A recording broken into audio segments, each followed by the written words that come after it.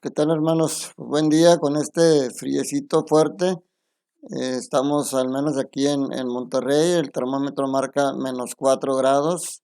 Un espectáculo que no es muy común aquí, aunque es una ciudad fría, no es muy común que haya nevadas o heladas tan frecuentes. Y ahorita, pues bueno, están amaneciendo los carros blancos cubiertos del rocío de la nieve, del aguanieve que cayó, que se convierte en hielo. Y en algunas otras partes, pues seguramente están acostumbrados. Cúbranse mucho, si no es necesario salir, no salgan. Hay que cobijarse muy bien y cuidarse bien. Soy su amigo el diácono Antonio Cervantes Silva, diácono permanente de la parroquia Jesús Divino Maestro en Monterrey, Nuevo León, México. Y pues aquí me tienen, todo cobijadito, pero con mucho amor para meditar las palabras de hoy, la palabra de Dios que nos marca en la liturgia del día de hoy, lunes 15 de febrero del 2021. El capítulo primero, retomamos la lectura del Génesis, capítulo 4, versículos 1 al 15 y 25. Y el Evangelio es capítulo 8 de Marcos, capítulo del 11 al 13. Estas lecturas de hoy también pues traen mucha información para nosotros útil para aplicarlo en nuestros días. Ya vimos la influencia del pecado, cómo ocasionó que se rompiera la armonía de entre Adán y Eva con Dios y cómo son expulsados del paraíso. Hoy en estos versículos que corresponden, pues nos narra cómo ya fuera de ahí Dios sigue en contacto con ellos. Bendice a Adán y Eva con dos hijos, Caín y Abel. Caín se dedicaba a labrador y Abel pastor de ovejas. Cada quien tenía su labor ahí en la familia. Los dos presentaban sus ofrendas. Abel le presentaba la ofrenda de acuerdo a su trabajo, las primeras crías de sus ovejas, y Caín también le ofrecía el sacrificio. Sin embargo, por alguna razón que no narra muy claramente aquí, dice que al Señor le agradaron las ofrendas de Abel, pero no le agradaron las de Caín. Y esto a Caín pues lo enfureció, dice que estaba resentido. Y Dios le dice a Caín, fíjense, aquí puede haber una pista de por qué a Dios no le gustaban las ofrendas de Caín. Dice, el Señor le dijo entonces a Caín, ¿por qué te enfureces tanto y andas resentido? Si hicieras el bien, te sentirías feliz, pero si haces el mal, el pecado estará a tu puerta acechando como fiera, pero tú debes dominarlo. Fíjense cómo aquí nos puede narrar, o sea, mucha gente hay que se dedica al mal o vive en pecado y sin embargo va al templo, ofrece ofrendas, ofrece sacrificios, hace aparentemente una vida litúrgica adecuada, pero su vida diaria va manchada de pecado. Pues entonces obviamente las ofrendas que le pueda ofrecer al Señor no son agradables. Alguna vez leí en un librito sobre la Virgen María que una persona tuvo un sueño en el cual él le llevaba a la Virgen una canasta con flores, frutos, todo muy hermoso, y que en el momento que él la presentaba al altar, después los volvía a ver y se veían las flores marchitas y los frutos todos podridos y con gusanos, y se despertaba asustado. Y un día que le preguntó al sacerdote qué significaría esto, pues le hace ver eso, o sea, tus obras, tus ofrendas no son agradables porque tu vida y tu conducta está llena de pecado. Entonces aquí nos enseña esto el Señor, pero el Señor le dice a Caín, tú debes dominarlo, o sea, tienes con qué dominar el pecado. El chiste es no dialogar, no cometer el error de Eva, que dialoga con el diablo, y el diablo es muy astuto. Pero fíjense cómo ni aún así Caín entra en razón. O sea, es lo malo cuando dejas entrar la envidia, cuando dejas entrar el egoísmo, cuando dejas entrar el rencor en tu corazón, te puede llevar a cosas muy, muy duras si vives alejado de Dios. Vemos hoy la escena del primer crimen de la humanidad y cómo el primer crimen es entre hermanos. Caín se lanza contra su hermano y lo mata. Y cuando el Señor le pregunta dónde está tu hermano, dice, ¿acaso soy yo su cuidador? Y pues bueno, vienen las consecuencias del pecado. El Señor le dice, pues obviamente no podemos esconderle nada a Dios. El Señor se da cuenta de lo que hizo Caín y le dice, por eso serás maldito y tendrás que vivir lejos de la tierra que recibió de ti la sangre de tu hermano, y aunque cultives la tierra, ella no volverá a darte frutos abundantes. Tú andarás en el mundo errante y fugitivo.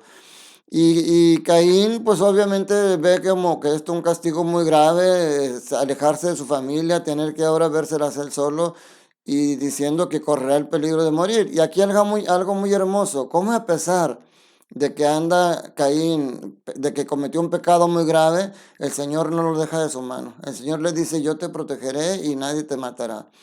Entonces, esto debe de ser hermoso, hermanos, para clamar la misericordia de Dios, saber que por muy malos que seamos, como lo he dicho, la misericordia de Dios es más grande y Él te puede cuidar.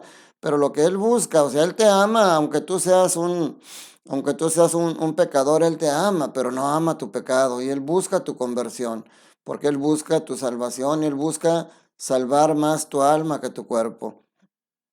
Adán y Eva vuelven a tener un hijo a quien le llaman Set, y ya después vamos a ver que también de aquí nace algo importante. Y en el Evangelio de Marcos, que el capítulo 8, versículos del 11 al 13 que les comenté, es un evangelio, un pasaje muy cortito, pero aquí lo principal dice, en aquel tiempo se acercaron a Jesús los fariseos y se pusieron a discutir con él para ponerlo a prueba.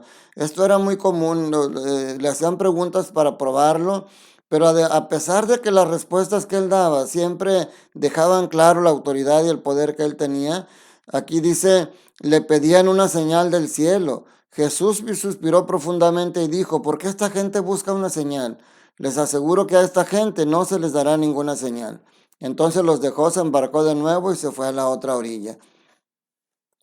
Parece que esta escena es muy lejana, pero todavía sigue siendo muy actual. Nosotros muy seguido le pedimos una señal a Dios para que nos dé, para que nos, pues para creer en Él o para estar seguros de que Él está con nosotros. Miren, les voy a contar algo, es una historia personal que hace muchos años, antes de que yo fuera incluso ministro extraordinario, o no recuerdo si ya había empezado, yo estaba pasando por alguna situación difícil. No, ni siquiera recuerdo cuál problema estábamos teniendo en la familia, mis hijas pues estaban chicas.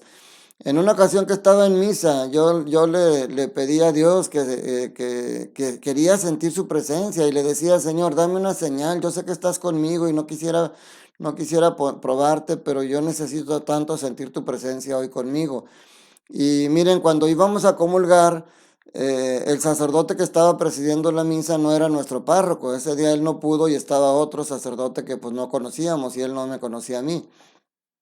Entonces, en el momento que estábamos comulgando, las personas que iba delante de mí comulgó, creo que después mi esposa comulgó, y cuando yo iba a comulgar, el sacerdote me ve y me dice, espérate tantito, ponte aquí a un lado. Entonces me pongo yo a un lado, él termina de dar la comunión y luego me dice, acompáñame, y me pasa al frente, junto al altar a él, con él. Entonces cuando llega allá, agarra el cáliz, agarra la hostia consagrada y me da la comunión en las dos especies. A mí me las da con el cuerpo y la sangre de Cristo. Y luego después me dice, espérame tantito. Termina él de darme la comunión, prepara para purificar los vasos sagrados y me dice, ayúdame a purificar. Y me da para que yo tome el vino y lo ayude a limpiar ahí. Miren, yo bajé llorando del altar. Yo sentí como que el Señor me daba esa señal, esa prueba que yo le pedía de que Él estaba conmigo. Y de alguna manera fue una premonición, porque eso que este sacerdote me pidió que le ayudara a purificar, pues es parte de lo que yo puedo hacer ahora como diácono permanente. Entonces, está mal pedirle una prueba al Señor. Miren, Él conoce nuestra fragilidad, Él conoce nuestras necesidades y Él siempre se hace presente con nosotros. A mí me dio esa señal, yo estoy seguro que muchas veces he recibido otras señales y pues tenemos que estar atentos a las señales que Dios te da en la vida para que sientas su presencia y para que sepas que Él está contigo y que el pecado, como lo he dicho, el demonio puede dominarte a ti y puede vencerte a ti si tú luchas con Él con tus fuerzas, pero si luchas de la mano de Dios, Él nunca te podrá vencer. Les doy la bendición esperando que con este frío se cuiden mucho, que el fuego del amor de Dios esté en su corazón y que tengamos la suficiente fuerza para vencer el mal a fuerza del bien, caminando siempre de la mano de Dios. La bendición de Dios Todopoderoso, Padre, Hijo y Espíritu Santo, descienda sobre ustedes y sus familias y permanezca para siempre. Cuídense mucho de este frío, cúbranse bien, sobre todo a sus niños, a los menores y a los adultos mayores, a sus mascotas. Cuídense mucho, Dios los ama y Dios los quiere feliz. Te mando un fuerte abrazo.